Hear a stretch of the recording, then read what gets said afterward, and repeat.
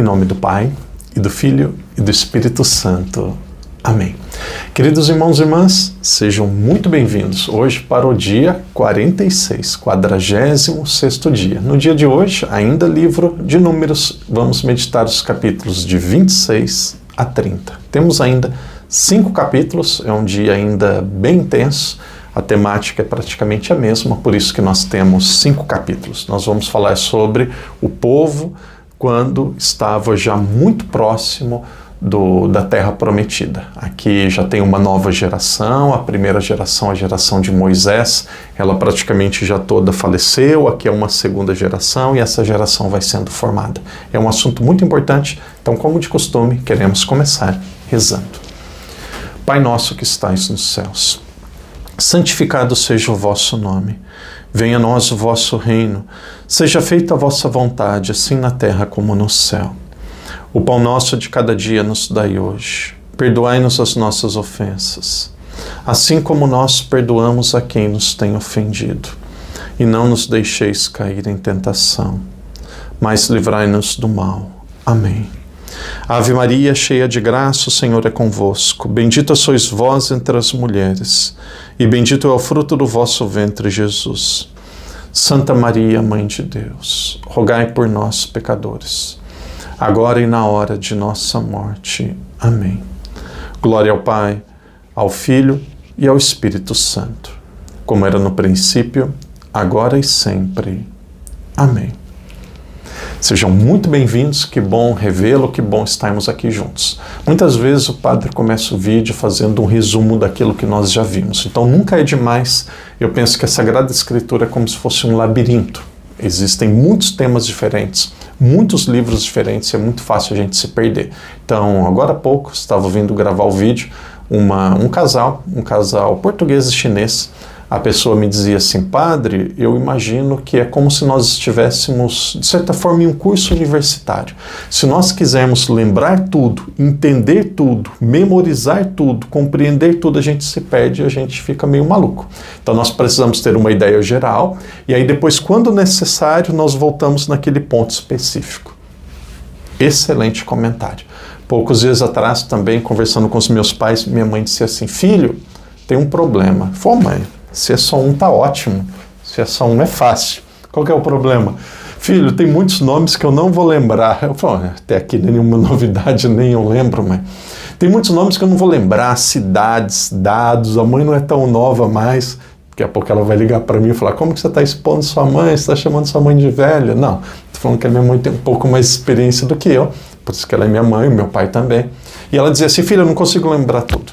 Eu falei assim: mãe, lê uma, concentra. Quando é para ler a Bíblia, é para ler a Bíblia. Lê uma, duas, concentra. Leu a terceira, não entendeu? Toca para frente. Toca para frente, toca para frente, senão a gente não sai do lugar. Então aqui não é uma prova que todo mundo vai fazer depois. Nós temos que ter ideia geral. E qual que é a ideia geral? A ideia geral, nós estamos no Pentateuco. O Pentateuco é como se fosse um grande livro, um livro dividido em 5 partes diferentes. Os judeus chamam de Torá. Então nós temos ali, a partir do título do livro, aquilo que ele quer dizer. Gênesis, origem, nós temos a origem, de 1 a 11, origem do ser humano, do gênero humano. Depois de 12 a 50, a origem do povo de Deus. Deus queria formar um povo, então ele forma um povo com os 3 patriarcas, Abraão, Isaac, Jacó e os 12 filhos. E aí depois, para ele formar de fato um povo, ele precisava dar identidade ao povo. Então Deus, ele conduz aquele povo, fugindo do Egito, ele conduz aquele povo no deserto. Aquele caminho podia ser passado em 3 meses. O povo passa por 40 anos. Por que ele passou por 40 anos? Novamente, para ele ter identidade. Então, quando nós vimos aqui Êxodo, Levítico e Números, o padre disse: quem sabe um dia eu tiro uma foto do livro que eu estou lendo, que está me ajudando. Tem a Catena Áurea de São Tomás de Aquino, que é excelente, é uma compilação do pensamento dos padres da igreja, mas é mais para o Novo Testamento, mais para frente o padre vai usar.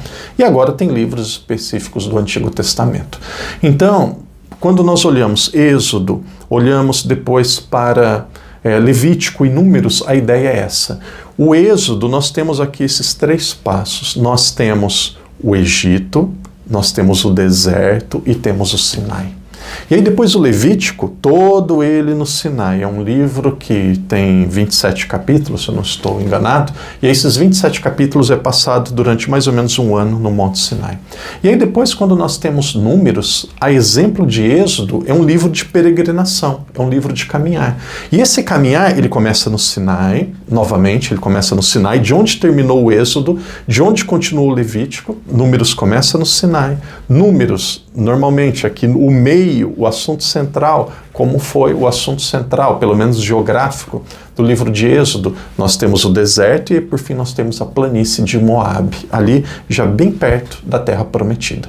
O que acontece? Esse povo, nós estamos vendo em Números, principalmente depois do capítulo 11, quando o povo começou a caminhar novamente do deserto, saiu do Monte Sinai. De Números 11 até Números 25, nós temos aqui Deus sendo fiel e o povo pecando. Padre, Deus sendo fiel, isso daqui é um jargão. Não, o povo sentiu fome, maná, sentiu desejo de carne, comeram carne até sair pelas narinas. O povo tinha sede, Moisés com o cajado deu água. O povo estava sendo dissipado, estava morrendo por causa de pragas. Através da intercessão de Moisés, de repente tem uma serpente de bronze. Então Deus é fiel e o povo peca, até que chegou em um momento. Aquela primeira geração, ela morre. Aquela primeira geração morre. Não é apenas Moisés que não entra na Terra Prometida. Quem não entra na Terra Prometida é aquele grupo todo. É aquele grupo todo. Aquele grupo que saiu do Egito, aquele povo que saiu do Egito, aquela comunidade, aquelas pessoas, eles não entram na Terra Prometida. Quem entra daquele grupo é apenas Josué. E tem Eleazar, que é filho de Arão, sacerdote, que também é ali do princípio. Mas aquelas pessoas morrem. Então o que acontece? No capítulo 25, presta atenção no padre, quem quer entender a lógica geral das coisas. Um dos desafios para mim, como o padre não está sentado, não conheço pessoalmente vocês, tem pessoas que acompanham que não tem tanta prática com a Bíblia, tem pessoas que já são mais idosas, tem pessoas que são mais novas, leem todos os dias, tem pessoas que já fizeram universidade, tem pessoas que já têm mais dificuldade de ler. Então o nosso grupo é muito complexo. Então, às vezes, se o padre ele usa termos e explicações assim um pouco profundas e complexas, vocês me perdoem. E para aqueles que já têm mais conhecimento, mais caminhada, se às vezes o padre é repetitivo, é simplório, o padre usa termos assim que não são exatamente teologicamente como deveria expressar, então vocês também tenham paciência. Então, o que acontece? Ali no capítulo 25, aquela geração morre. No capítulo 26, até o final do livro, nós temos aqui uma nova geração. Então essa nova geração, eles precisam aprender aquilo que a primeira aprendeu, aquilo que aconteceu no começo. Então, o que vai acontecer de Números 26 até Números 34? É uma repetição daquilo que foi feito lá para trás. É uma repetição. Porque aqui nós temos uma geração nova que vai entrar na Terra Prometida. Aquela geração que saiu do Egito, ela morreu. E no capítulo 26 começa uma nova geração. E essa nova geração agora ela vai começar a ser preparada. E como que ela vai ser preparada? Aqui eu tenho nas minhas anotações, é algo central. O número 26, o capítulo 26 é recenseamento. O povo ia entrar numa terra que não era deles. Esses dias uma pessoa fez uma pergunta muito inteligente, muito boa. Padre, não é muito legal, né, padre? De repente o povo vai entrar em uma terra que já tinha outros habitantes, e aquelas pessoas que já moravam lá, elas vão ser mortas, vão ser conquistadas. Será que não é injusto? Será que aqui não está sendo feito algo egoísta, algo muito violento, de guerra? Na nossa concepção de hoje, sim. Mas veja, se a gente voltar 500 anos atrás, como que o Brasil foi descoberto? Se a gente voltar 300 anos atrás, como que muitos países da Europa fizeram com a África? Então, a questão da guerra, da conquista, da colonização, para nossa mentalidade é errado, mas era algo que estava enraizado até 300, 200 anos atrás. Imagina 3.500 anos atrás. Então, esta mentalidade, essa lei da conquista, isso daqui era algo muito natural para as pessoas. Então, o povo que tinha aquela terra, com Abraão, eles voltam e querem reconquistar aquela terra. Então, no capítulo 26, o que acontece? O capítulo 26, 2 temas. Vocês vão ver que o 26, 27, 28, o padre vai pegar sempre 2 temas. Quais são os 2 temas desse capítulo 28?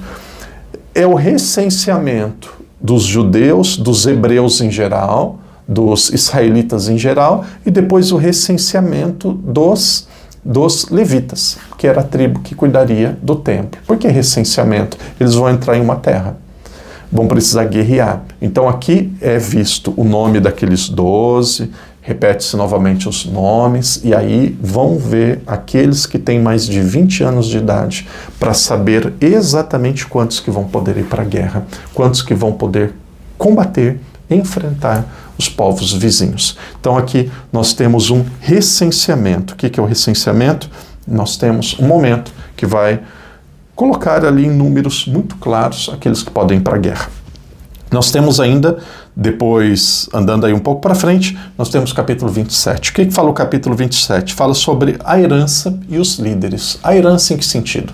Existiam algumas filhas, algumas mulheres, que não tinham, que de repente os pais morriam e precisavam ter herança. Elas teriam herança? Teriam, as mulheres também teriam herança. E se de repente um pai, uma mãe morresse sem ter ao menos uma filha, os bens, a terra, o que eles adquiririam depois, lá na terra prometida, ficariam para os irmãos daqueles pais. Então aqui vai nos ensinar como que deve ser a herança. E aí também nos fala sobre a liderança, herança e liderança. O que é a liderança? Quem que é a liderança? A liderança, e aqui Moisés, ele sabia que ele ia morrer, que ele não ia entrar na terra prometida, mas ele tinha a missão de preparar o seu sucessor, aquele que ia entrar no lugar dele. Então o que acontece nesse capítulo? Moisés, ele traz Josué, e Josué ele recebe a bênção do sacerdote. Aqui não mais naturalmente Levi, não mais Arão, mas aqui Eleazar, que era o filho de Arão. Então aqui nós temos duas lideranças que vão ser muito importantes daqui para frente. Josué, que é o representante no lugar de Moisés, e aquele o sacerdote principal, que era Eleazar. Isso daqui nós encontramos no capítulo 27. O capítulo 28 e 29 é muito parecido. É muito parecido por quê? Não porque é repetido, mas a temática. Aqui nós temos os sacrifícios e aqui nós temos as festas principais.